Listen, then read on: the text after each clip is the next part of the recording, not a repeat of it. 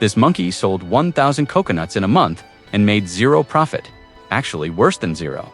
He lost money. How is that even possible? Well, he forgot about one crucial number that destroys 80% of new businesses. Meet a monkey named Coco. He lives in the jungle market. And last week, he had the brilliant idea to start a coconut water business. He spent 3 days gathering coconuts from tall trees, squeezing out the water, and adding a splash of pineapple juice. His coconut water was incredible. Everyone loved it.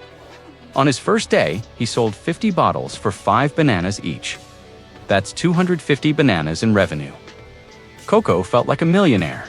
He danced all night celebrating his success. But when he counted his actual money at the end of the week, something was terribly wrong. His pockets were empty. Coco couldn't understand it. He was working 12 hours a day. Customers were lining up. He was selling everything. So where was the money going? He went to his rival, Mango Mike, who owned the successful banana bread shop across the market. Mike's shop was smaller, sold fewer items. But somehow, Mike was driving a new vine swing and taking vacations to the beech trees. "Mike," Coco asked, "I'm selling way more than you, but I have no money. What am I doing wrong?" Mike smiled and pulled out a piece of bark with numbers on it.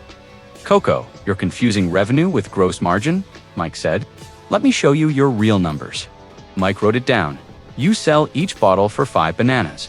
That's your revenue per bottle. But how much does it cost you to make one bottle?" Coco thought about it.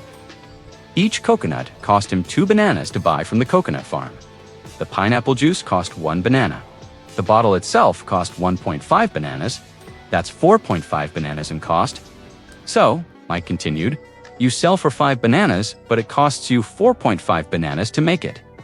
Your gross margin is only 0.5 bananas per bottle. That's just 10%. Mike then pointed to his own business. "I sell banana bread for 10 bananas. My ingredients cost me 3 bananas. My gross margin is 7 bananas per loaf. That's 70%. Coco's jaw dropped. He was working 5 times harder than Mike, but Mike was keeping 7 times more money from each sale. Everything suddenly made sense. Coco realized he wasn't running a failing business, he was running a business with terrible margins. The next day he made 3 changes. First, he found a cheaper coconut supplier, cutting his costs to 1.5 bananas per coconut. Second, he raised his price to 7 bananas because his coconut water was premium quality. Third, he made his own bottles from fallen palm leaves, saving 1 banana per bottle. Now, his costs were 3 bananas total, and he sold for 7 bananas. His gross margin jumped to 4 bananas per bottle. That's 57%. Same product, same customers, completely different business. Within 2 weeks, Coco had more money than he'd made in the entire previous month, while working half the hours. Here's what gross margin really means. It's the money you keep from each sale after you pay for the direct costs of making that product. Revenue minus cost of goods equals gross margin. It's not about how much you sell, it's about how much you keep from what you sell. You can have $1 million business with 5% margins and struggle every day. Or a $100,000 business with 70% margins and live comfortably.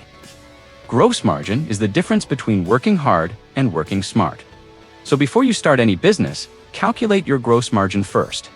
If it's below 30%, you're going to struggle. If it's above 50%, you've got a real moneymaker.